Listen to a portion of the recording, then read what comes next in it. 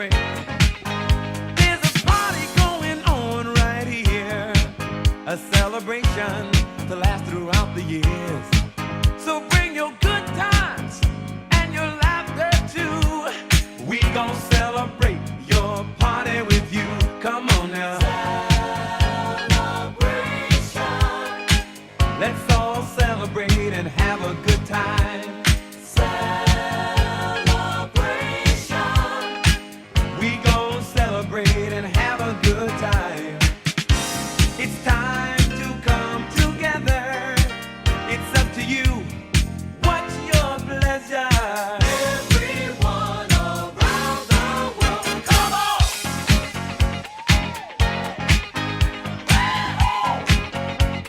It's a celebration.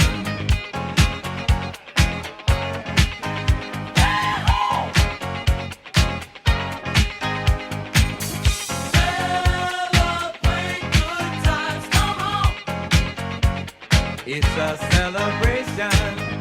Celebrate good times, come on. Let's celebrate. There's a party going on right here, a dedication to last throughout the years. So bring your good times and your laughter too.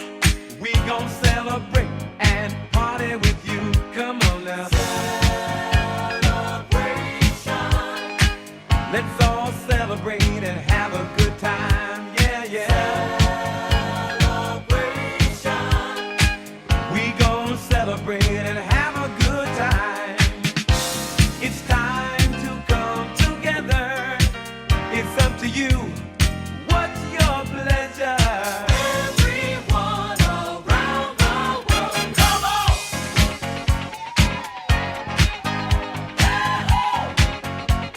It's a celebration.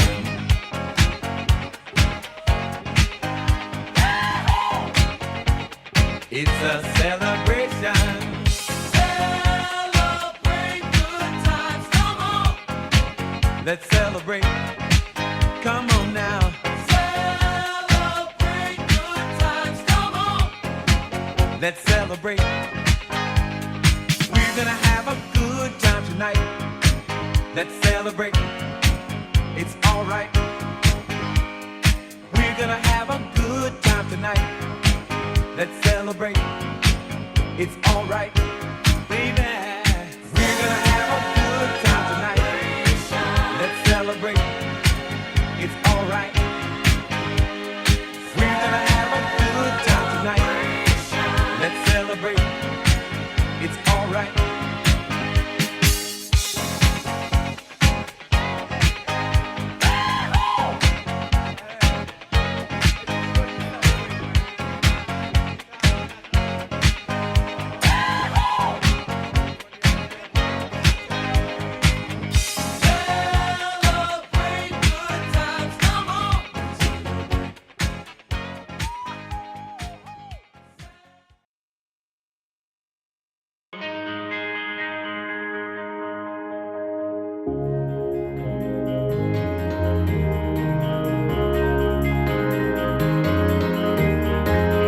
There's really no secret about our approach. We keep moving forward, opening up new doors, doing new things, because we're curious. And curiosity keeps leading us down new paths. We're always exploring and experimenting.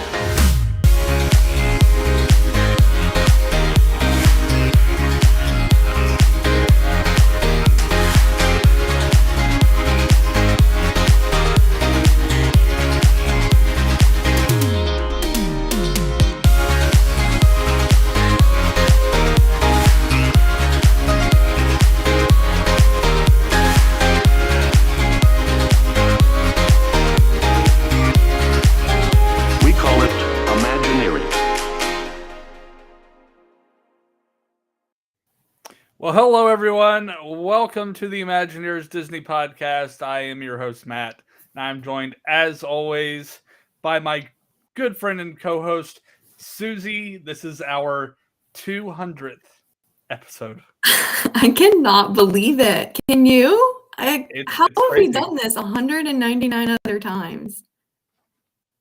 I don't I know. don't know. Time flies. Why are you guys still listening after 119 times?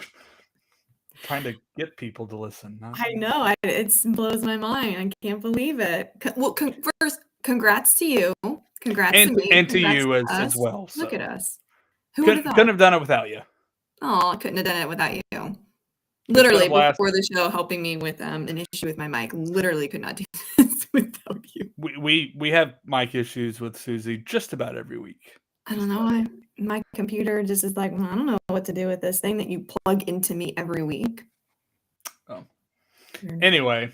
Whatever. Yes. So hello to everyone who is watching. Karina and Michael and Swansea and Steve, all you guys, thanks for tuning in live. Leave a comment as the show goes on. Let us know some of your favorite moments of the past 200 episodes. Now, obviously, I don't remember what episode we started going live. Yeah. I think it was during the pandemic, right? It was at some point during the pandemic. I still remember doing some pre-recorded stuff. It was probably during the summer, maybe early summer, late spring of the pandemic. What, like maybe April or May? I don't know. But oh, well, we're still here. Swansea is saying that you still have mic problems. I'm not sure what's going on there, but let's just see what happens. Anyway, so tonight is a night of celebration. So 200th episode, but we might be celebrating some other things. And we wanted to bring on some of our good friends for this episode. So first, but certainly not least in our hearts, Mr. John Rogers. Yay! Oh, John, I can't hear you. Sorry, that was my bad. I'm just trying to go on with the mic issue thing. I know that's the theme of tonight's episode. I had muted myself because I was finishing up dinner as I was waiting for things to get rolling. But yeah, congrats and super excited for you all. And thanks for inviting me to come on for a little bit. Absolutely. And then also returning back to the podcast for our 200th episode. We had them on for the 100th, which it quite honestly is some of my favorite episodes that we did because it was Yes, it was so much fun. That was a lot, though. I can't believe they didn't get tired of us. I can't believe it's 100 episodes ago. Yeah. Crazy. Oh, gosh. Anyway, without further ado, Mr. David Dollar and Jen Novotny from the Hello! Woo! What's up? I remember Talking about 100. mic issues. I almost had one. I remember 100 because that's when Jen declared that the Voyage of the Little Mermaid was better than Illuminations. I remember that distinctly on her countdown Iconic. of 100 attractions. I forgot. And I we forgot still to put decided it to in. bring her back. Yes. It's surprising you guys talk to me. She's the reason we have Harmonious, and because they listen to her and they're like, no more Illuminations because we can't handle it. So congratulations on 200, guys. 200. Big congratulations, guys. Thank it's you. so awesome. Thank you. Oh my gosh. And thank you guys for joining us. I think this is going to be a fun conversation. Yeah. Wow, what a start to the week. Yeah, I really feel like they made this announcement and just for us. They knew that we needed something really big to talk about on our 200th episode. And, so thanks, guys. Thanks for the timing on that, Disney.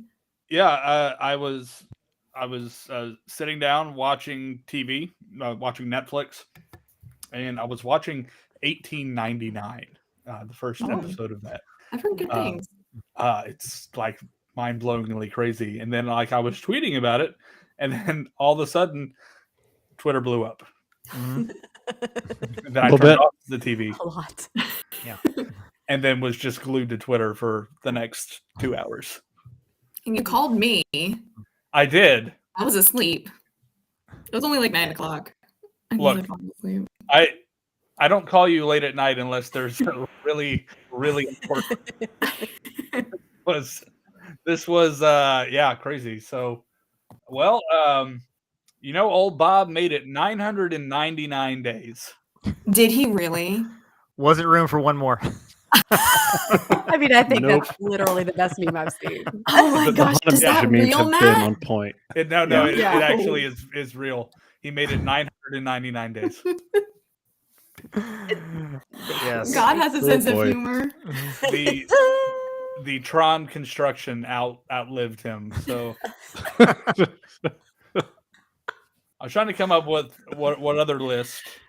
My favorite tweet actually was one guy who, in all caps, declared Iger should open Tron tomorrow just to establish his dominance. Should we explicitly say what happened, just in case anyone has somehow remained under a rock the last few days? That's true. Yeah, because there are some people who may come Mhm. across us and have no idea who Bob Chapek is. Mhm. Well, if you're watching, Bob Chapek is this guy. And for the past 999 days, Yes. he was the CEO of the Walt Disney Company, following this guy, Bob Iger.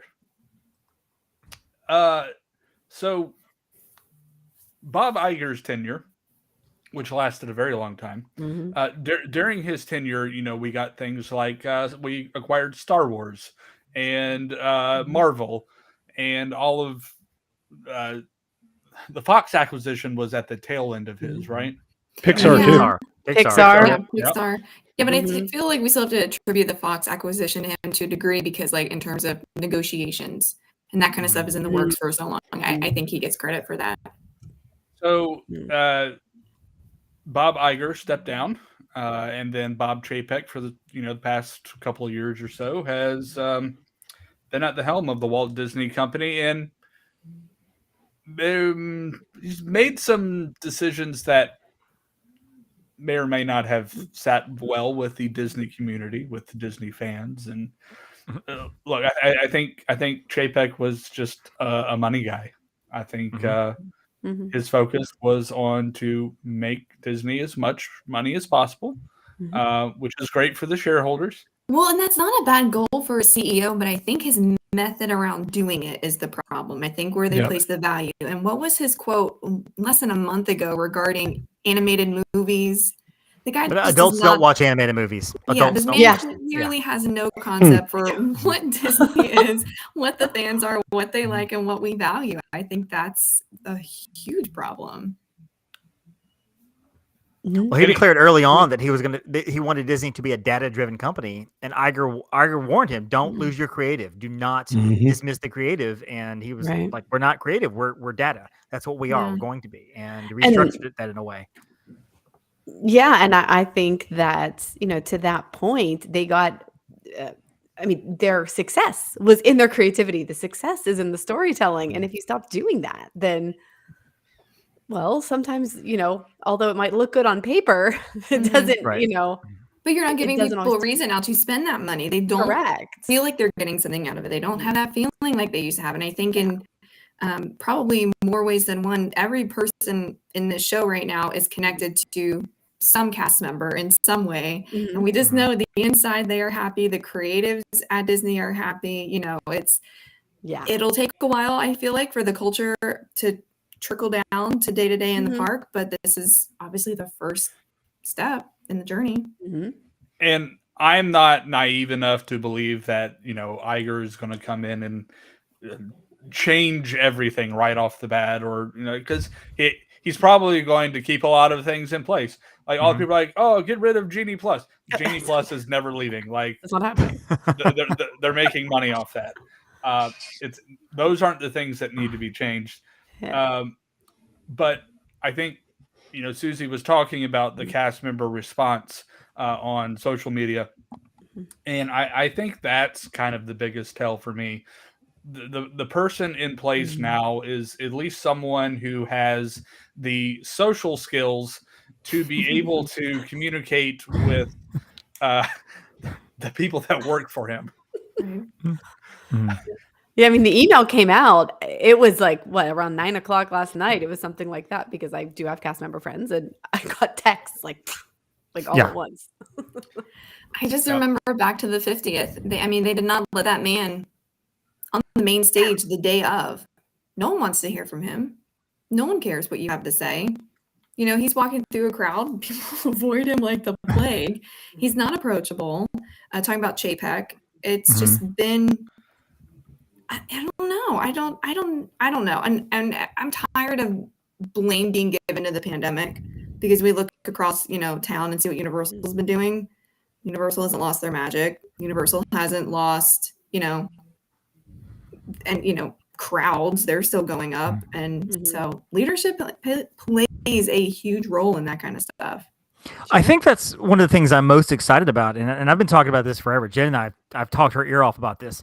About Universal has a new theme park, not a ride, not a land, but an entire flipping theme park coming in 2 years.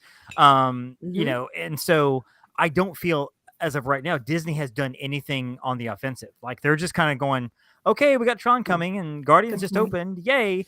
And I feel as if Iger is the kind of person with creative to say, okay, what can we do to, and maybe it's too late to fully counter it, but what can we do to counter the fact that there's an entire theme park coming to to Universal? Now I feel like we might see actually something done with the Blue Sky, talking about what's beyond Big Thunder Mountain. We talked about Villains Park. I feel like that's actually a concept that's might be something more than just talk.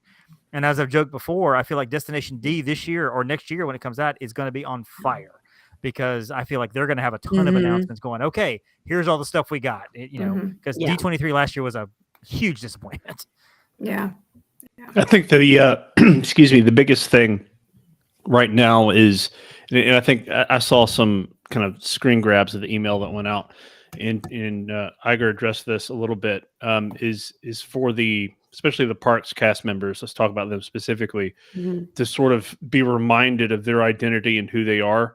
And from the perspective of being creatives in their own right, in their own role, well, what does that mean for them? It means doing their roles well, in enjoying it and having the freedom to take care of the guests at the end of the day. I mean, that's one way to look at creativity, right? I think one of the biggest things that I have noticed personally is the lack of empowerment among cast members to take care of guests when a situation arises. Sure, we still have little moments of pixie dust that happen every now and then. I've seen them happen, heard stories and things, but I think overall there's just this feeling of, oh my gosh, like it's almost like and I hate to say, it's almost like equating it to being in a big box store and having to go to the special service customer service desk to get your problem taken care of. Like that's the feeling that you get now, but it used to not be that way, right? You used to know that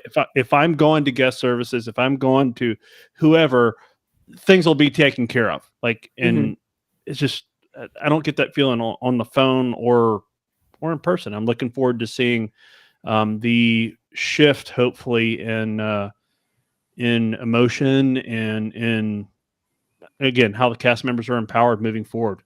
So yeah, my mom recently traveled to Disney and she had the time for this. And this is not directly a Chapek problem, but it's a symptom of something that's been going on. She waited on hold in her room, she wanted more towels. She was on hold for 15 minutes to housekeeping at her resort. We're, level of customer service, the level of staff is just down. It's just, it's bad.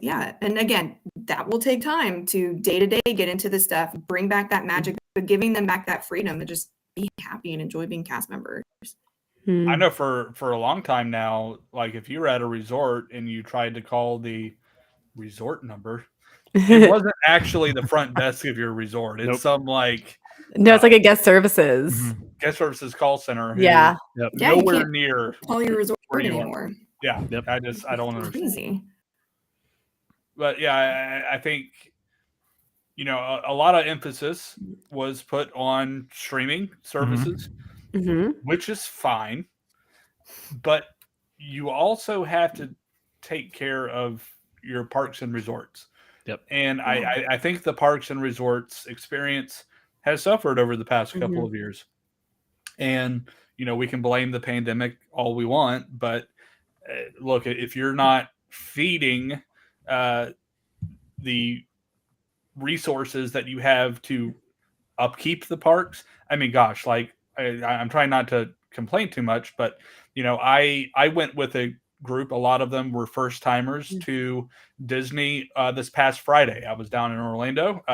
They asked me to come down and just kind of like walk around and show them around, best usage of their day. They didn't do Genie Plus because they didn't want to pay for the extra cost of that, which is fine. So I'm like, it's all right. We're here. It's a single park ticket. There are enough attractions to get us through the day, and I think we can hit all of them if because we have enough time. From the get-go, Tower of Terror went down right at park open, and then like just never came back. Slinky Dog Dash did not open with park open. It was I think at least a couple hour delay open on that, and it went down a couple more times during the day. Wow. Rise of the Resistance was down for a good chunk of the day. We ended up waiting because of it went down while we were in the queue, and we waited for I think 2.5 hours. And then Rock and Roller Coaster was down towards the end of the day as well. Oh my so, like, gosh! It was a disaster. I was like, coincidentally, this is the same park that has had literal facades fall off the side of the building, lampposts breaking and falling off onto the ground. Fortunately, not onto guests. So yeah, I think it is pretty clear that there is not enough resources being given to the parks just for basic upkeep. Right. And look, I don't necessarily have problems with ticket price increases. That has been their MO since day one. Ticket prices have gone up every single year since the dawn of the start of the parks. Now, the percentage of what they have gone up is a completely different story. But you can't raise the prices and then also not keep up with the quality of experience that you provide at that premium cost. Exactly. Those are my general thoughts. Exactly. Well, and I think you brought up a good point too, that the focus was on streaming. That's what Chapek did when he came in. He restructured, and he's like, we're going to put a lot of focus on streaming versus other parts of the company. And we have to remember that Iger's walking in as the CEO of the whole thing, not just of the parks. And the streaming has been operating at a massive deficit for years. The animation studios, both Pixar and Disney, I think they're kind of at a crossroads with kind of some of the decisions they want to make and try to figure out what they're going to do. So there's a lot to kind of clean up and a lot to fix. I'm cautiously optimistic about Bob Iger because he's done it before. I know when he came in after Eisner left kind of in a, I don't say cloud of shame, but it was not a good ending for Eisner when he left the company. And Iger had to come in basically and smooth things over with investors. He had to smooth things over with stockholders. He was the one that brought Steve Jobs and Pixar back to the table to say, because they were talking to DreamWorks about going there. And so, which would have been disaster. So I'm confident. I'm cautiously optimistic, and I hold confidence that Iger can get a lot of this smoothed over, and it might take more than 2 years. I don't know. He's here for 2 years, but because, and I think this is an important thing to note. These next 2 years are critical because Bob Iger is likely not going to be the CEO 2 years from now. The current contract is for 2 years. So he is going to need to groom the right person for the job over these next 2 years. And who that is, I don't know. There's a report out saying today that internally they're thinking, obviously the first person that comes to mind for a lot of people is Josh D'Amaro. And internally they're saying he's not ready yet. Right. Now, 2 years from now, maybe. But, it could come out. It could come from an outside source as well, but it also could be internal. But these next 2 years are critical for Iger to right the ship and at least point it in the right direction. I could also see. No, sorry. Go ahead, Susie. Go ahead, Jen. Oh, No, I was saying I could also see, a situation where Iger stays on for maybe another couple of years in an advisory role, maybe not as CEO, but I mean, maybe as some sort of a consultant. That's just my brain working. Maybe not, but I could see a situation where that could be. So quick round table. What is the first, or just not out of most important, but most important to you, change that you would want to see Iger make, realistically or not? I have mine, but I'm not going to say it till the end because I'm sassy. Well, I mean, honestly, I would love to see him drop. I mean, I would love to see the park hopping at 2 p.m. dropped, but I don't know that that's completely under like Iger's purview. That's obviously a tomorrow decision, Park's decision. I guess added to that, to broaden that subject, I would love to see a lot of the park touches put back in place, or at least, Genie Plus kind of revamped a little bit. The park hopping, maybe move back to 12. If you don't want to eliminate it, the reservation system, keep it there. Maybe move the park hopping back to 12 instead of 2, because you don't need to be in Animal Kingdom until 2 o'clock. Nobody does. Some things like that. Maybe start setting up some sort of something, or maybe we get some sort of transportation from the airport back to the resorts. Maybe Mears is not the answer. I don't know. Sunshine Flyers looks like a disaster, so maybe you buy them out and bring them in. I don't know. And so bleep that if you need to, Matt. I don't want to mess up the conference. But just park touches, things like that, because Matt's right. I don't mind paying $170 for a ticket if I'm getting value out of it. But it's like the more they raise, the more they take away, and it's like now the more complicated it gets. More complicated, and of course, we're all travel agents, so we're like, to a degree, it's like rely on us. But I don't want to have to write an encyclopedia to my client about how to just get I have to send a 5-page guide to the Genie. Like, people ask me, I mean, literally, guide I send to people. I'm like, that's not a text conversation. Here is my guide that I've written up for you, park by park. Here's how to use Genie. It's 5 pages. Here you go. So. Yeah, I get text messages about, like, tell me about Genie Plus. I immediately call them because I cannot explain this over text with my listeners. Right. Yep. Right. And everything should be like, if it's working, this is what should happen. If it works. Yeah. But, well, I mean, I have to caution clients that sometimes you have to rebuy Genie even though you already have it, because Genie doesn't show up in the morning, even though you've already purchased it, maybe with a previous package a year ago. We should not have to do that with clients, but we do. So, sorry, Matt, I didn't mean to cut you off there. No, you're absolutely correct, because I just had that happen to a bunch of people. People with park reservations, park reservations are dropping out of MDE, and then they're going to get services, and then we're actually the ones getting blamed. Oh, your travel agent didn't know. Right. That is a lie. Lies. So I've started screenshotting every time that I get park. And saving it. But that's beside the point. I think the park experience has just become too cumbersome. Yeah. I want, if the one thing that I wish that Mr. Iger can bring forward and hopefully kind of reverse is just the amount of time you have to spend on your phone in the day to even remotely have a chance at a good day. Part of the beauty of Disney World and Disneyland and the parks in general is the design of the parks, the details. And when you have your face glued to your phone the entire time, you miss out on the things that make the parks special. Right.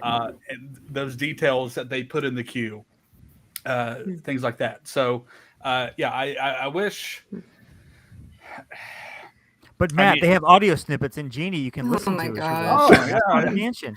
This guy. Is it bad to say I've never listened to a single one? I have never done that in my life. Right. I actually forgot that was a thing. Well, it's funny that Disney sort of, I don't hate to use COVID, but COVID gave Disney a reason to say, you know what, let's take these things away. Let's reset some things, as we want to.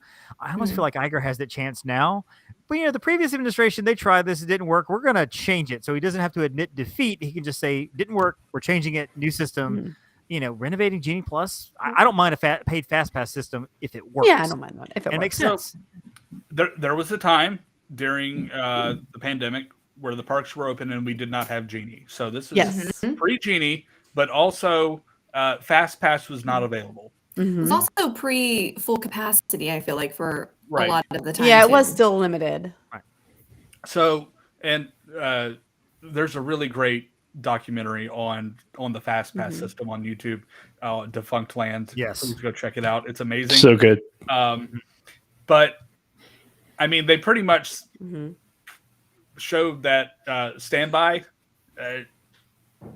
helps even the playing field for wait times pretty much across the board, and that fast pass can actually help.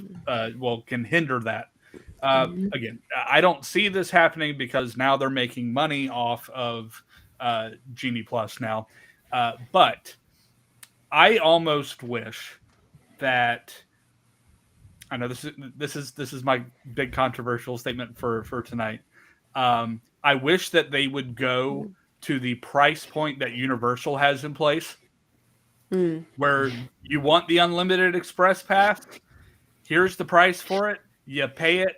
You're done. They scan your ticket and you're good. You don't have to make reservations. You just walk up to the ride that you want to ride and go in. That gets people off their phones. Or more of a benefit to stay at a deluxe resort. Right. So now I think Disney is different this way in that obviously they have more deluxe. A lot more deluxe. So I think that would be hard to do to give it away as a perk. Maybe if you were like club level or something. Or it's a limited amount. Maybe it isn't unlimited, but it's the first 4 or 5 are included or something. I don't know. But basically up the price point so much that only the people who really, really, really want to have that buy it, and it still keeps the standby lines manageable. It was $29 today, so I kind of feel like they're getting Yeah. Because it was 29 today. What keeps the standby line manageable is the standby line moving. So if you have people out of the fast pass line, it will just keep moving. I can't wait to see the price for Christmas. Gosh. Oh boy.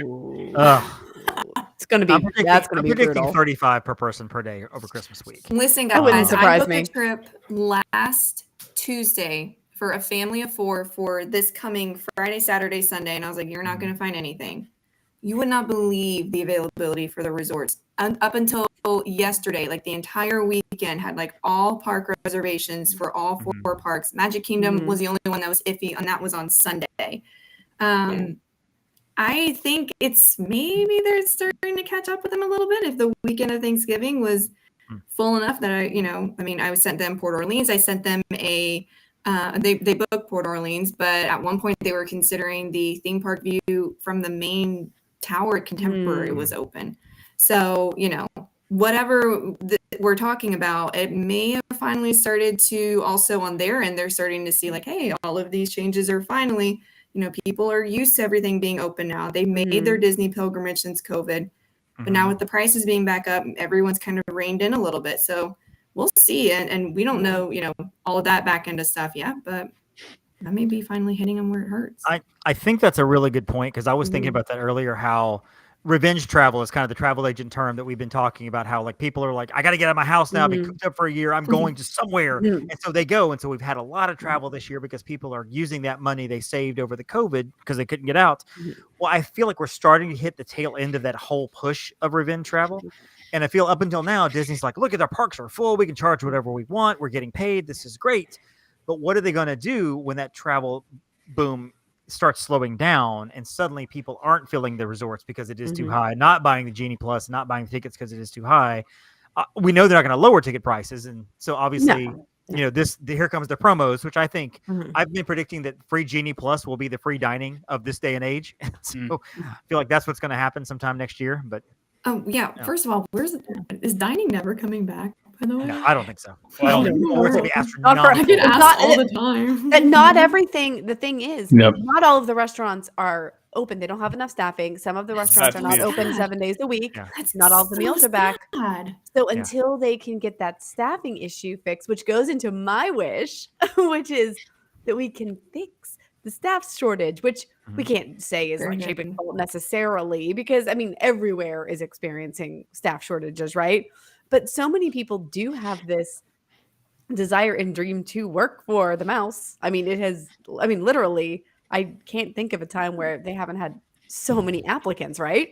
So you have to wonder, is it a morale thing? Like, what is it that is not allowing them? Is it just the same thing that everybody else is experiencing? Or is it some of the direction the company's been, some of the negative press, I guess, to say that they've been getting in the parks. And so I would just wish that they get the staff, because that's going to allow those magical moments to come back more. And that's going to, I think, alleviate a lot of the, the mousekeeping issues or the, the restaurant issues. Maybe we can get a dining plan back if we can get the restaurants all back up and running and to capacity. I mean, we still don't have 1900 Park Fair. 1900 is the big one. That's I really, like, in my mind, that's the big one. But then there are other ones that are only open, like I said, like Tuesday through Sunday. Like they're not open, or Tuesday through Saturday. Regardless, they're not open all the time. Swansea's asking, does Disney still offer the bounce back discounts? I don't think they do. I haven't seen them I haven't seen those in a long time. in a long while. Where's my pin code? They have they did do pin codes recently. They did pin codes about a month and a half ago. So that did come back. Yeah. John, what's on your wish list? I think y'all have kind of all hit on it, but I think one of the things that keeps on popping up, at least in concept, from the guest perspective, even us as travel agents and annual pass holders, DVC members, and the like, is value. People want value for their experience, whether that's comes in the form of a dollar amount or time. And I think both of those things, there's kind of a tension there, and that's what I want to see. Like I want more value. I would love to have more value as an annual pass holder, whatever that looks like. I know lots of friends that are DVC owners that want more value for their experience. We hear occasionally people talking about how Disney is pricing themselves out of certain demographics and whatnot. People want more value for their experience, and I personally think that there are ways to do that, and I think that Mr. Iger is probably a great person to help make that happen, at least creatively. Yeah. Well, and you say you want more value. The problem is, to me, is that they've taken value away. So it's not as if everything is kept even. They're just not adding any more benefits, even though the price is going. The price keeps going up, and the stuff keeps coming out. And like they're not doing that anymore. Not, Magic Bands now cost money, and you got to pay for the airport transport, and Genie costs and whatever. And so that's been an issue as well. And that's where there used to be a decent amount of little like inclusions and reasons for wanting to stay on property and all that kind of stuff, and just now there's not. I mean, so at least like add something back. Give us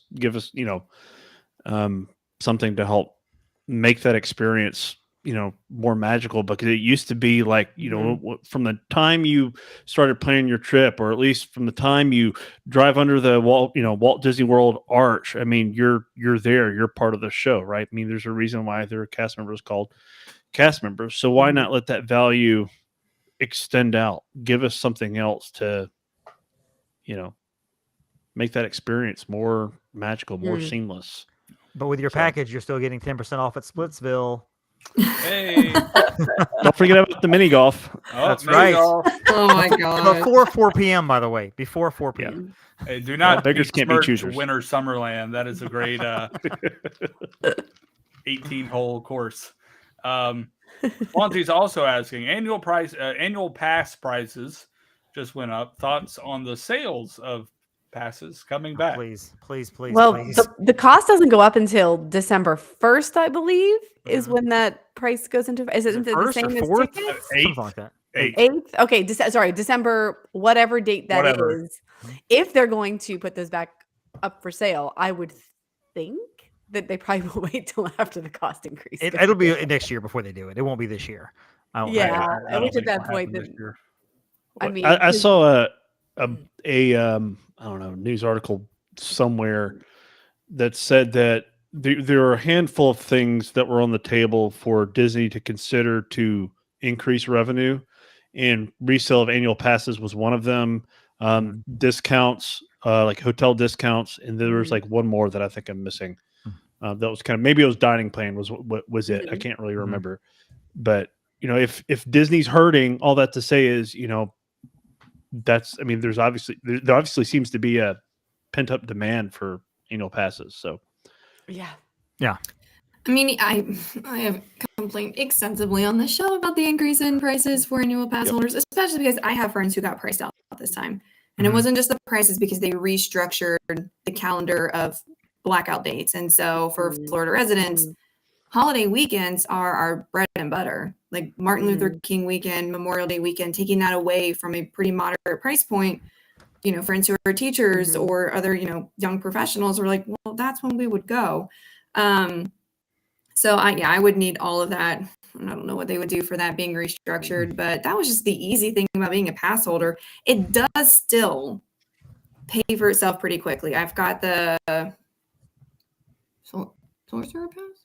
What's the one right below at the Incredipass? I think that's a sorcerer. Yeah, That's the one I have, and we're going in December, and I'm going to the park for 4 days. My pass just renewed, so you know, based on the price of that with the 15% discount, I'm already like 65% of the way paid of my pass with this one trip. So the pass, it's still expensive, but I think the price but also just the availability of letting your Florida residents go to the park, buy your food, buy your merchandise, you know, still staying on property. It's just gotten harder for us to do that. And I know I'm complaining and it's a 2.5 hour drive. It's much further for all of our guests here to get to Disney World than it is for Matt and I. But you know, I'm trying to spend my money Disney, and you're making it a lot harder to do that. I'm 9 hours away, and I would buy an annual pass tomorrow because I've been 5 times this year. Didn't expect to go that many times, but take it back. Next week will have been the 5th time this year. I would have loved to have had an annual pass. I would have paid for that by June of this past year. Yeah, right. Which is insane. Yeah. And that's we considered with our annual pass. We're like, well, I mean, we could maybe just pay for tickets because, you know, we could change how we tour. And I was like, no, but if we let it go, we might not get it again. So we're just That's my fear. Yeah. And That's I was my like, fear. we're not even going to change which one. No. I almost let it lapse. This time I was like, well, maybe I'll just buy a 4-day, you know, Florida resident pass for our December trip. And then I'm like, it's almost halfway paid for it, you know, over halfway paid for itself. And then I've got all of next year to use it. So yeah, there's Disney really banks on FOMO, and I'll be honest, hypocrites like me, because we, you know, they still have a hold of my I think wallet. They know. I mean, we complain about it, but people go. So I'm very glad that I did not get rid of my pass when they me gave too. us the option to. So yeah, I was same. like, I'll just keep it. We'll see what happens. Yeah. What about movies, really quick? Just how do you guys feel? I know David mentioned it briefly with just like, you know, animation studio being at a little bit of a turning point in Pixar. I feel like there's been a lot of, outside of really Marvel, there's been a lot of swings and misses, even on Disney Plus, with just the quality of the content. Well, Susie, you bring up a good point here, because along with Mr. Chapek, immediately following that, we cannot forget Mr. Kareem Daniel, who was the media and entertainment distribution head. So basically, if you're bald and you work at Disney, your job is Oh my gosh. And you don't button the top button either. Right. Yeah. Oh my gosh. I kid, but I mean, he was kind of Chapek's right hand guy, because Chapek really loved the media distribution side of things, and that was clearly evident at the Disney World 50th anniversary celebration, when absolutely nothing was done for that, and then Disney Plus Day, hats, buttons, flyers, and all the things. So, wait, you know what just occurred to me? It's been over a year since the 50th. And did we get any kind of? Did we get a special for the day or from the weekend on Disney? Did we get a Plus poster or at anything? the end of the night? Yeah, there was a poster. Yeah, but Yeah, there was a poster. did they put together some kind of like, you know, ABC style special from that weekend? I don't remember. I know they did that big thing the night before. I just don't feel like they promoted that anywhere. Like the actual lack of. I don't. If so, I don't remember It wasn't memorable if they did it. So yeah, wild, crazy. But Matt, what impact do you think this will have on entertainment? I think it all depends on who they bring in. So do we know who? We don't know who's coming in, do we? No, not yet. Yeah. You know, Kevin Feige, I think, would be an interesting choice. But I it's just a think they thought. need to get back to the storytelling. That's the thing that I feel like the storytelling has gotten, at least in the parks, has gotten a little bit hidden. I will take exception for Disney Cruise Line. I feel like every time I'm on a Disney cruise, I'm like, woo! Like, this is Disney. Yes. I'm assuming they're going to keep the boat, even though they just bought the new one, right? I don't see how they could get out of it at this point. But I mean, I'm interested to see what they'll do with it. The Disney reboot. Huge. It's ginormous. That ship is ginormous. So, yeah. I think I'll be careful how I word this. I think, like I said, they're making some interesting decisions in the storytelling that they are doing. And I think Pixar and animation studios both have to decide are they going to make movies that they feel will be popular with the public, or are they going to tell the stories that they want to personally tell, knowing it may or may not alienate some of the fans. I think, plus several of the movies that have come out have not been very good. And Kanto was a big hit, but nobody remembers Raya and the Last Dragon. It was good, but nobody remembers but it was good.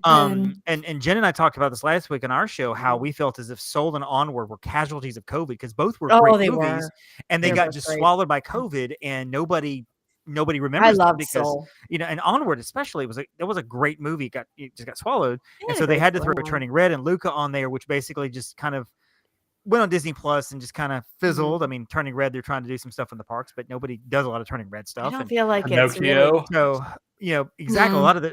They put so much concentration into the Disney Plus streaming stuff, only on Disney Plus, without the theater stuff, and I feel like there's a miss there, and it's not allowed us to really get used to some of these movies, and really not allowed us to really embrace some of these characters, like Encanto was the biggest hit we've had in 3 or 4 years now. Yes. And that's like the lighthouse, and then Soul, I would say it had a lot of prestige to it.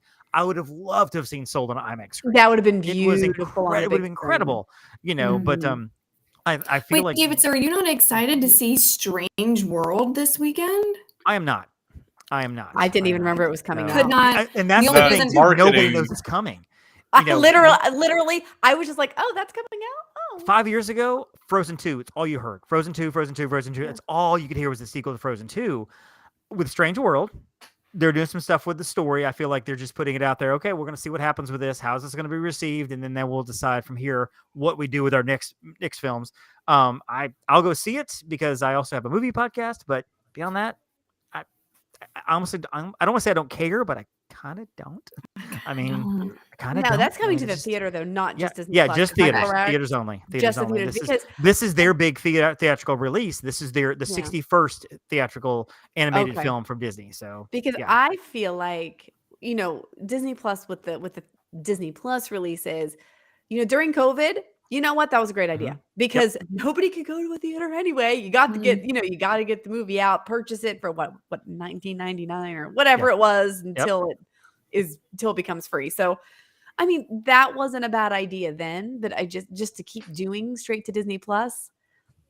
I mean, fine for something like Disenchanted, which is not going to be a major theatrical release, right? But I clearly didn't know that the 61st one was coming out this weekend. So either I've been living under a rock, possible, but also, I mean, I just haven't seen it. So no, it just doesn't, and it doesn't look like a Disney movie. I think that's part of it. We've talked about it before. There is a look. That creativity, that freedom to be, just do what something that's exciting and new and unique is just not there. I don't know. I feel like they're just a little behind on everything, except Marvel's still cranking things out at pretty good quality. Star Wars, Andor. I'm not done with it, so I don't say anything, but holy crap.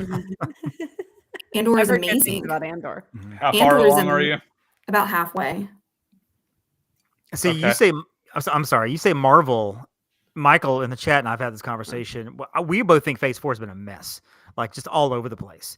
And I think the storytelling has really suffered in some of the things they've done there. Maybe I think it's a product just too much because there's so much to keep up with. Mm. And when the Marvels comes out next summer, now I'm gonna have to decide: do I need to go back and watch the Marvel show from this Ms. Marvel from this summer because I didn't get to see it? Now do I have to go back and watch it? Do I need to go back and watch Moon Knight again to catch up with the movie? I don't know. I don't have time for this.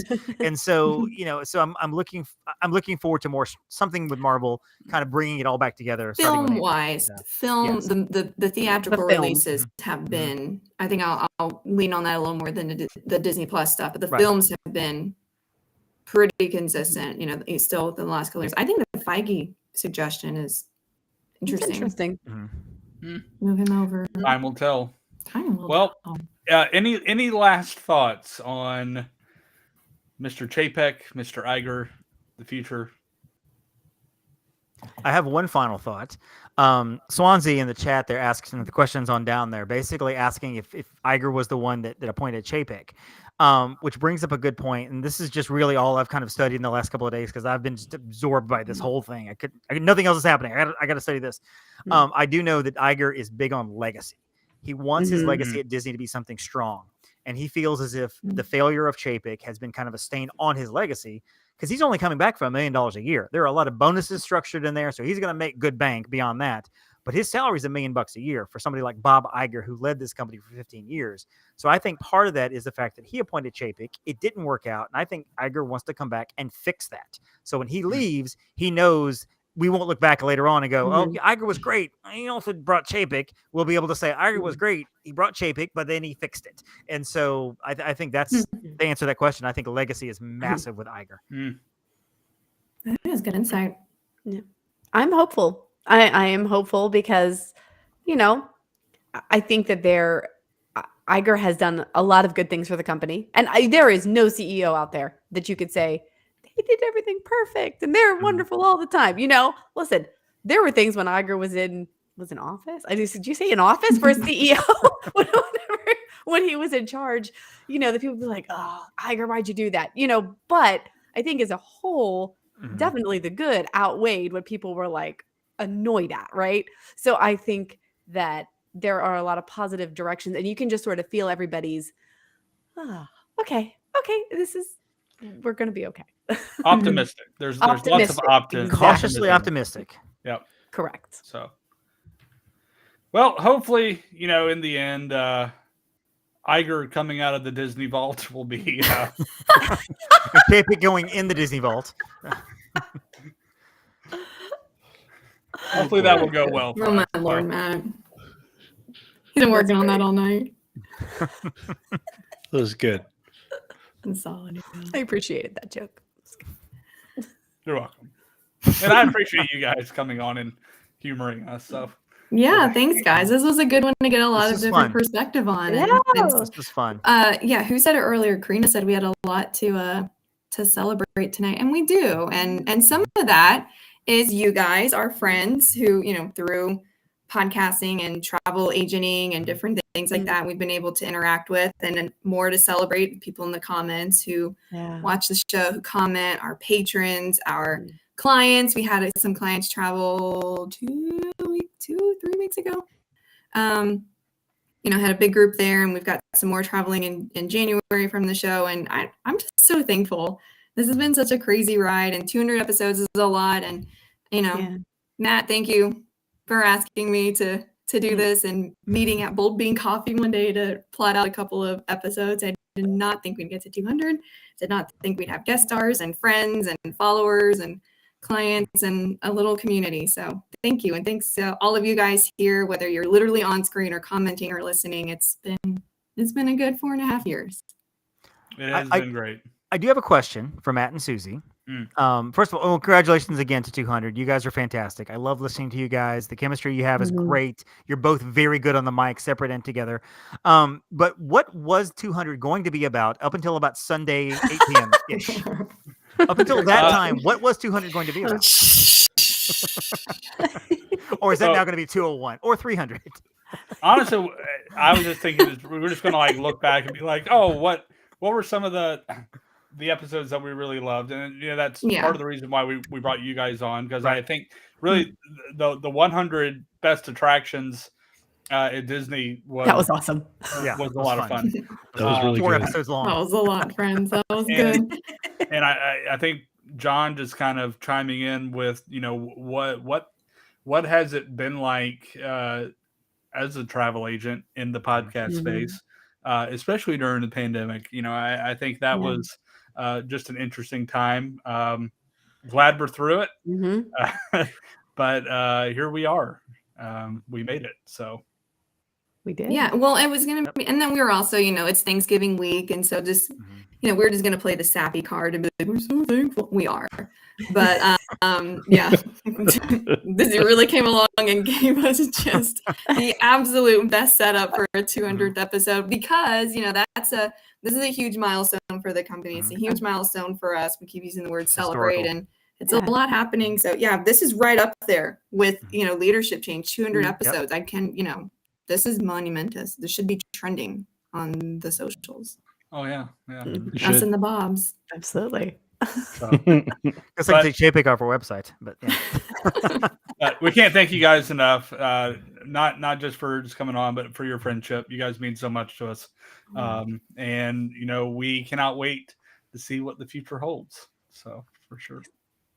So I'm so excited to be on with Yes. all of you. You guys, congratulations. Huge congratulations. So Thank you. thank you. I've enjoyed every moment that we've gotten to podcast together and even getting Yep. to meet you in the parks a little bit. Yes. I know. Sometimes. It's Hopefully been more great. of that in the future. Yeah, right? So definitely do some more meetups. And John, Yeah. we'll see you here in a little over a month. Well, almost 2 months. So Yep. We'll be there. We'll have some fun. Get into some trouble. good times probably had by all. So thank you guys, and thank you to our listeners. Again, couldn't do it without you. If you haven't subscribed to the podcast, you can find us by searching the ImagineEars Disney Podcast on your favorite podcast platform. There you can find our entire back catalog of episodes. So go back and kind of reminisce with us over the past 4.5 years, 200 episodes. Lots of topics, lots of discussions. And we look forward to coming at you hopefully next week, post Thanksgiving, for another episode. But until then, friends, remember, if you can dream it, you can do it.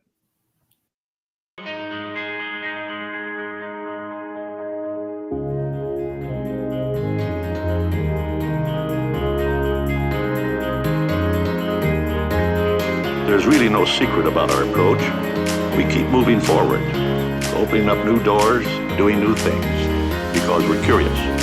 And curiosity keeps leading us down new paths. We're always exploring and experimenting.